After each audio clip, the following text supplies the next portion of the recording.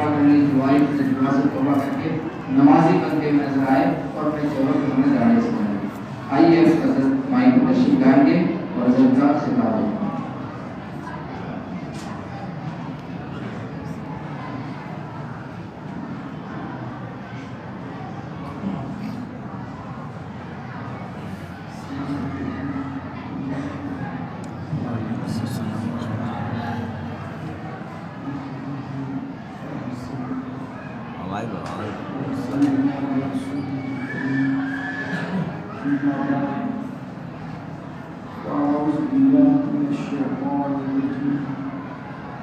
بسم الله الرحمن الرحيم. إن السمع والبصر والفؤاد كل أولئك كان عنه مسؤولا. صدق الله العظيم. وصي أعظم الذي بيسر السماء والأرض إليه الذي قابل الله الذي وبالله لا أفكار تشبه والفن إسكار تشبه وحقي خادم الزمان حاضر مدد الدنيا ومن الدين تشبه مدد الدنيا ومن الدين تشبه مدد الدنيا ومن الدين تشبه میں جب احترام کے ساتھ اپنی آقا و مولا سید القومین نام کے بارے صاحب بابا حسین حضور احمدی مصطفیٰ صلی اللہ علیہ وسلم صلی اللہ علیہ وسلم کی بارگاہ کے پناہ میں جس اس طریقے سے پناہ معافی پڑھی. الصلاة والسلام عليك يا رسول الله. الصلاة والسلام عليك يا رسول الله. الصلاة والسلام عليك يا نبي الله. الصلاة والسلام عليك يا نبي الله. الصلاة والسلام عليك يا حبيب الله. الصلاة والسلام عليك يا حبيب الله. وعلى آلك وأصحابك يا نور الله. وعلى صلی اللہ تعالی علیہ وسلم. الحمدللہ تعالی ہم بڑی خوش نصیب ہے کہ آج حضور سیدی سرکار غریب نواز خواجہ معین الدین چشتی سلسلہ سلمہ جولی رضی اللہ تعالیٰ کی چھٹی شروع کی ہے اور آج کا مبارک دن جمعۃ المبارکہ بھی ہے. اللہ نے بڑا کرم کیا کہ ہمیں حضور سیدی سرکار غریب نواز کے آستانے کی حاضر نصیب فرمائی.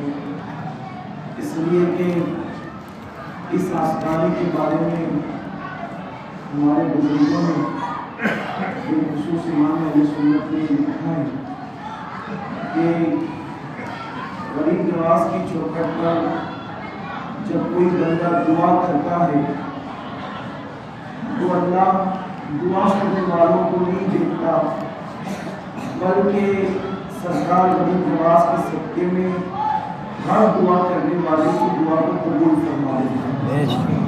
یعنی یہاں آنے والا کبھی مایوس اور محروم کبھی نہیں جاتا.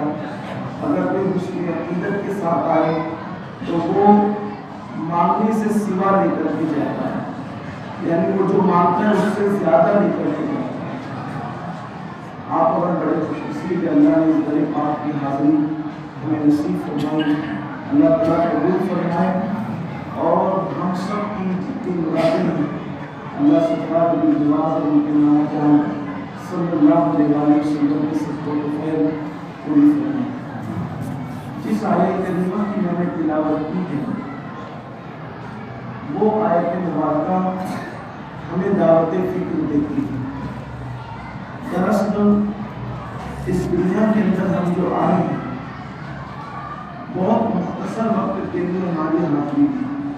اس دنیا کے اندر بہت شارٹ ٹائم کے لیے بہت مختصر پیریڈ کے لیے ہم دنیا میں آئے ہیں. انسان کتنی بھی لمبی زندگی گزارے کتنا بھی طویل عرصہ گزارے، اس دنیا میں ایسے بھی لوگ ہیں کسی کی عمر 300 سال بھی، کسی کی عمر 500 سال بھی، کسی کی عمر 100 سال بھی، کوئی 110 سال تک دنیا میں رہا ہے، لیکن پیدا ہونے کے بعد سے لے کر مرتے وقت تک اس کو ایسا لگا جیسے میں صبح دنیا میں آیا تھا اور شام کو دنیا سے واپس جا رہا ہوں۔ ہم خود دیکھ لیں، اس مجمع کے اندر بہت سارے لوگ ایسے ہوں گے کہ کوئی 30 سال کا ہوگا، کوئی 35 سال کا ہوگا، کوئی 50 سال کا ہوگا، کوئی 70 سال کا ہوگا، لیکن اگر ہم یہاں بیٹھے بیٹھے سوچیں کہ ہم کب پیدا ہوئے تھے تو ہم نے 35 سال، 40 سال، 50 سال گزار دیے، مگر ایسا لگتا ہے کہ جیسے ابھی تھوڑی دیر پہلے ہی ہماری پیدائش ہوئی، ابھی کچھ دیر پہلے ہی ہم دنیا میں آئے ہیں۔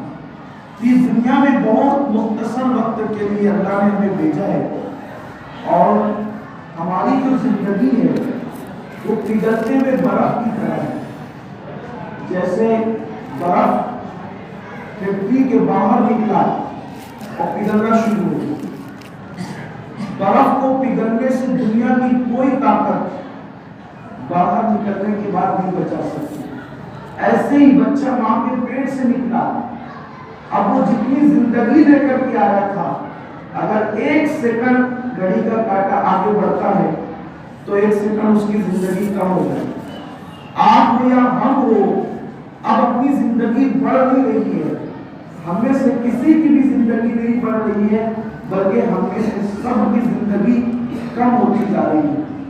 اللہ نے اگر 70 سال کے لیے بھیجا تھا، 1 سال گزر گیا تو ہماری زندگی کا 1 سال کم ہو گیا، 1 منٹ گزر گیا تو زندگی کا 1 منٹ کم ہو گیا، اور اب اس دنیا سے ہمیں بہت جلدی جانا ہے۔ آپ کروڑ پتی ہیں، لکھپتی ہیں، غریب ہیں، امیر ہیں، چھوٹے ہیں، بڑے ہیں، ان پڑھ ہیں، پڑھے لکھے ہیں، نیک ہے، بدکار، آپ جیسے ہیں، ہمیں دنیا سے کوچ کرنا ہے، اور دنیا میں آئی ہے آخرت کی تیاری کے لیے۔ اگر انسان اس دنیا کے اندر آیا ہے تو پہلی اور آخری مرتبہ آیا ہے۔ اللہ ہر نعمت کو بار بار دیتا ہے، مگر زندگی وہ نعمت ہے اللہ نے صرف 1 مرتبہ عطا کیا ہے۔ نہ اس سے پہلے ہم کبھی دنیا میں آئے تھے، اور نہ مرنے کے بعد پھر کبھی دنیا میں ہم آئیں گے، یہ ہمارا اسلامی عقیدہ ہے۔ اب اس دنیا میں 1 مرتبہ آئیں گے، اور اس 1 مرتبہ میں ہمیں آخرت کی تیاری کرنا ہے۔ یاد رکھیں، اگر انسان جو ہے دنیا کے امتحان میں ناکام ہو جائے تو وہ امتحانات دے کر کے پھر کبھی کامیاب ہو سکتا ہے، لیکن انسان اگر اللہ کے امتحان میں ناکام ہو جائے تو پھر وہ دوبارہ کبھی کامیاب نہیں ہو سکتا۔ اب انسان کو چاہیے کہ جب دنیا میں پہلی اور آخری مرتبہ آیا ہے، نہ اس سے پہلے کبھی آیا تھا، نہ اس کے بعد کبھی آنا ہے، تو انسان کو جب آخرت کی تیاری کے لیے اللہ نے بھیجا، میرا اللہ فرماتا ہے الذی خلق الموت والحیات لیبلوکم ایکم احسن عملا، کہ ہم نے زندگی اور موت کو پیدا کر کے تمہیں آزمایا ہے کہ کون تھوڑی سی زندگی کو پا کر اچھا عمل کرتا ہے۔ اللہ اکبر! اب اس زندگی کے اندر ہم دنیا کی رنگینیوں میں ڈوب چکے ہیں۔ میرے پیارے آقا صلی اللہ علیہ وسلم کے پیارے دیوانوں، اتنے افسوس کی بات ہے کہ انسان اتنی تھوڑی سی زندگی لے کر کے آیا اور دنیا کے جھمیلوں میں ڈوب گیا۔ انسان کو کاروبار کے لیے وقت ہے، انسان کو دوست و احباب کے لیے وقت ہے، انسان کو شادی بیاہ کے لیے وقت ہے، انسان کو موت میت کے لیے وقت ہے، انسان کو بال بچوں کے لیے وقت ہے۔ اگر انسان کے پاس وقت نہیں تو اللہ کی عبادت کے لیے وقت نہیں۔ جس اللہ نے سب کچھ دیا، جس رب نے سب کچھ دیا، اس رب کی عبادت کے لیے ہمارے پاس ٹائم نہیں ہے۔ آج ہر انسان کہتا ہوا نظر آتا ہے مولانا نماز کے لیے ٹائم نہیں ملتا۔ ہم کہتے ہیں نادان، تجھے کھانے کے لیے تو ٹائم مل جاتا ہے، تجھے استنجا کرنے کے لیے تو ٹائم مل جاتا ہے، لیکن تجھے رب کی عبادت کے لیے فرصت نہیں ہے، جبکہ اللہ نے تجھے عبادت ہی کے لیے پیدا کیا۔ بڑی معذرت کے ساتھ آج قوم مسلم جو مصیبت اور پریشانیوں کا شکار ہے، جو تباہی اور بربادی کا شکار ہے. دیکھیے ہم میں سے بہت سارے لوگ جو غریب نواز سرکار کی چوکھٹ پر آئے ہیں ان میں سے 99% لوگوں کی آمد کا مقصد یہی ہے کہ اللہ میرے مسائل اس چوکھٹ پہ حل کر دے. کسی کا مسئلہ ہوگا بیٹی کا رشتہ نہیں, کسی کا مسئلہ ہوگا اولاد نافرمان, کسی کا مسئلہ مقدمات, کسی کا کچھ, کسی کا کچھ, کسی کا کچھ, بہت سارے مسائل ہوں گے. ہر انسان کسی نہ کسی مسئلے کو الجھا ہوا ہے. مالدار کا مسئلہ یہ ہے کہ کہیں کل دولت نہ چھین جائے, غریب کا مسئلہ یہ ہے دولت ہاتھ کیسے آئے, صحت مند کا مسئلہ یہ ہے صحت ختم نہ ہو جائے, بیمار کا مسئلہ یہ ہے مجھے شفا مل جائے, ناولد کا مسئلہ یہ ہے اولاد مل جائے, اولاد والے کا مسئلہ یہ ہے کہ میری اولاد میری فرما بردار ہو جائے. کوئی بندہ ایسا نہیں کہ جو مسائل میں گھرا ہوا نہ ہو. میں آپ سے پوچھنا چاہتا ہوں کہ جس قوم کا رب اللہ ہو اور وہ قوم اتنے مسائل میں گھری ہوئی کیوں ہے, وہ قوم اتنی مصیبتوں میں کیوں ہے, وہ قوم اتنی تکلیف میں کیوں ہے, وہ قوم اس قدر غمگین کیوں ہے, وہ قوم اس طرح مصیبت زدہ کیوں ہے, وہ قوم اتنی ستائی میں کیوں ہے؟ وجہ یہ ہے ہمارا رب اللہ تو ہے مگر ہم نے اللہ سے اپنا رشتہ نہیں جوڑا جیسا کہ جوڑنے کا حق تھا. اس ہندوستان کی سرزمین پر غریب نواز کی آمد کا مقصد یہی تھا کہ اللہ کے بندے اللہ سے دور ہو چکے ہیں, ان اللہ کے بندوں کو پھر سے اللہ کے قریب کر دیا جائے تاکہ یہ قوم سکون و اطمینان کے ساتھ اپنی زندگی کو گزارے. غریب نواز سنجر سے ہندوستان اسی لیے تشریف لائے تھے کہ اللہ کے بندوں کا رشتہ اللہ سے جوڑ دیا جائے. 90 لاکھ بندوں کا رشتہ اللہ سے جوڑا, لیکن آج یہ قوم پھر اپنی پرانی روش پر چل پڑی. اللہ سے ہمارا رشتہ بہت کمزور ہو گیا, بہت کمزور ہو گیا. اور میں کہتا ہوں کہ مسلمان اگر اولیاء اللہ کی روش پر آ جائے تو یہ قوم کبھی مصیبت کا شکار نہیں ہو سکتی. دیکھیے کیا کون سا مسلمان ہے جس کا عقیدہ یہ نہ ہو کہ ہر مسئلے کا حل اللہ کے پاس ہے. ہر مسلمان کا یہ عقیدہ ہے کہ ہر مسئلے کا حل اللہ کے پاس ہے. ٹھیک ہے, حدیث پاک میں آتا ہے کہ رات کے آخری پہر میں, حدیث مبارکہ کا مفہوم ہے ہر رات, شب برات اور شب قدر کی بات نہیں ہے, ہر رات آخری حصے میں اللہ اپنے بندوں کے دروازے دل پر خود دستک دیتا ہے. اے میرے بندے اگر تو گنہگار ہے تو توبہ کرتا کہ میں تجھے معاف کر دوں, اگر تو پریشان حال ہے تو عرض کرتا کہ میں تیری پریشانیاں دور کر دوں, اگر تو تنگ دست ہے تو مانگتا کہ میں تجھے روزی عطا کر دوں. ہر رات اللہ بندے سے کہہ رہا ہوتا ہے جو مانگنا ہے تجھے مانگ لے میں تجھے عطا کروں گا. لیکن کب رات کے آخری حصے میں کہتا ہے مردو مانو کیا مانگنا چاہتے ہو, لیکن اس وقت تو میری قوم کے جوان رات دیر گئے تک عیاشیاں کر کے گناہ کر کے اتنے تھک چکے ہوتے ہیں کہ وہ رات کے آخری پہر میں اپنے بستر پہ جا چکے ہوتے ہیں, اور جب صبح کو 12 بجے دوپہر کے 12-11 بجتے ہیں اس وقت میری قوم کی نیند کھل رہی ہوتی ہے. آپ بتائیں جب خدا ہم سے خود کا ایمان کیا مانگتا ہے اس وقت ہم نہیں مانگتے.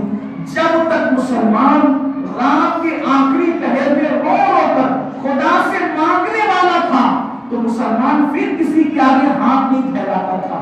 جب سے مسلمان نے خدا سے مانگنا چھوڑ دیا ہے مسلمان در در کا بھکاری بن چکا ہے, ورنہ یہ قوم کبھی کسی کے آگے بھکاری نہ رہی. خود شاہجہاں کے دور میں مسلمانوں کا حال اس ہندوستان میں یہ تھا کہ جب برطانوی ٹیم ہندوستان کا جائزہ لینے کے لیے شاہجہاں کے دور میں آئی تو انہوں نے یہ سروے رپورٹ پیش کی تھی کہ ہندوستان جیسے ملک میں ہم نے نہ کسی کو چوری کرتے دیکھا نہ کسی کو بھیک مانگتے دیکھا. مسلمان جب تک خدا کی چوکھٹ سے لگا ہوا تھا وہ بھیک نہیں مانگتا تھا. آج مسلمانوں کی عورتیں سگنلوں پر برقع پہن کے بھیک مانگ رہی ہیں. آج مسلمانوں کی بیٹیاں ریلوے اسٹیشن پر برقع پہن کر بھیک مانگ رہی ہے. آج مسلمانوں کی بیٹیاں بس اسٹاپ پر برقع پہن کر بھیک مانگ رہی ہے. یہ صورتحال کیوں پیدا ہوئی؟ بتائیے اپنے اللہ کے خزانے میں کسی چیز کی کمی ہے؟ رب کے خزانے میں اللہ کے رسول صلی اللہ علیہ وسلم فرماتے ہیں اگر تمام اولین اور آخرین مل کر ایک میدان میں جمع ہو اور اللہ سے سب اپنی من کی مراد مانگے اور اللہ سب کو دے دے تو بھی اللہ کے خزانے سے اتنا بھی کم نہیں ہوگا جیسے کروڑوں سمندر میں سوئی ڈبا کر نکالنے سے کم ہوتا ہے، اتنا بھی کم نہیں ہوگا۔ یہ اللہ کے خزانوں کا حال ہے۔ لیکن پھر ہم اللہ سے کیوں نہیں مانگتے، کیوں رب کی بارگاہ میں نہیں آتے؟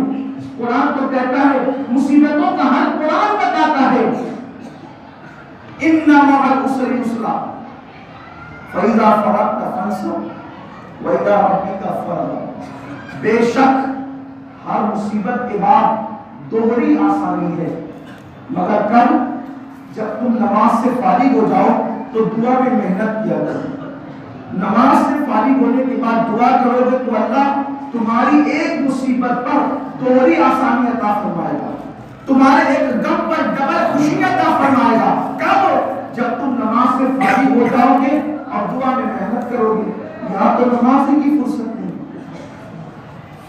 3 گھنٹے ہم فلم کے لیے نکال سکتے ہیں، 20 منٹ نماز کے لیے نکال سکتے ہیں، دوستوں کے لیے 2-2 گھنٹے ہوٹلوں پہ بیٹھ سکتے ہیں، 20 منٹ اللہ کے لیے نکال سکتے ہیں۔ تو تباہ ہونے والی قوم کا انداز یہ ہوتا ہے، جو قوم جمعہ کی 2 رکعت پڑھنے کو اسلام سمجھے، اس قوم کو ذلت سے کون بچا سکتا ہے، اس قوم کو رسوائی سے کون بچا سکتا ہے؟ اللہ کے حبیب مصطفیٰ کریم رؤوف الرحیم صلی اللہ علیہ وآلہ وسلم نے فرمایا کہ جو ایک وقت کی نماز جان بوجھ کر چھوڑ دے وہ اللہ کے ذمہ کرم سے خارج ہو جاتا ہے، یعنی اب اللہ پر اس کی کوئی ذمہ داری نہیں، اللہ کے کرم ذمہ کرم پر اس کا کچھ حال نہیں ہے، اب اللہ تعالیٰ اسے اپنے ذمہ کرم سے باہر کر دیتا ہے۔ آپ مجھے بتائیں، جو آج دنیا کی طاقتیں مل کر مسلمانوں کو ستا رہی ہے یا مجبور کر رہی ہے یا ظالم حکمراں آپ پر مسلط کیے جا رہے ہیں، اس کی وجہ کیا ہے؟ وجہ صرف یہی ہے کہ ہم نمازوں کو چھوڑ کر اللہ کے ذمہ کرم کے باہر ہو گئے، ورنہ جب تک دست قدرت ہمارے سروں پر تھا اس وقت تک کوئی مسلمانوں کی آنکھ میں آنکھ نہیں ملا سکتا تھا۔ جب سے مسلمان اللہ کے ذمہ کرم سے باہر ہوا ہے، آج کاٹے جا رہے، ستائے جا رہے، مارے جا رہے، پیٹے جا رہے، اور پتہ نہیں آگے کے حالات کیا ہو سکتے ہیں۔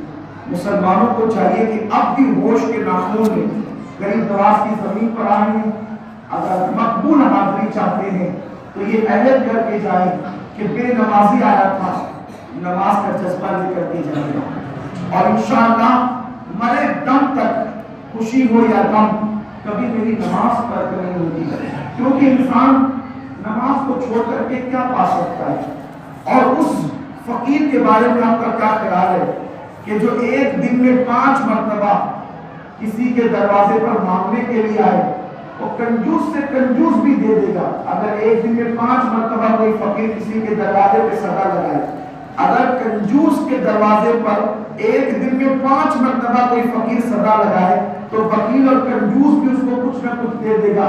میرا اللہ تو جواد و کریم ہے، جو دن میں 5 مرتبہ اس کی بارگاہ میں ہاتھ پھیلائے وہ نہ دے گا تو پھر کون دے گا؟ اس لیے ہماری تقدیریں سمجھ جائے گی اگر ہم اللہ کی چوکھٹ سے اپنا رشتہ مضبوط کر لیں، اور نہیں تو تباہی مقدر ہے۔ ایک حدیث پڑھ کے اپنی بات مکمل کرتا ہوں۔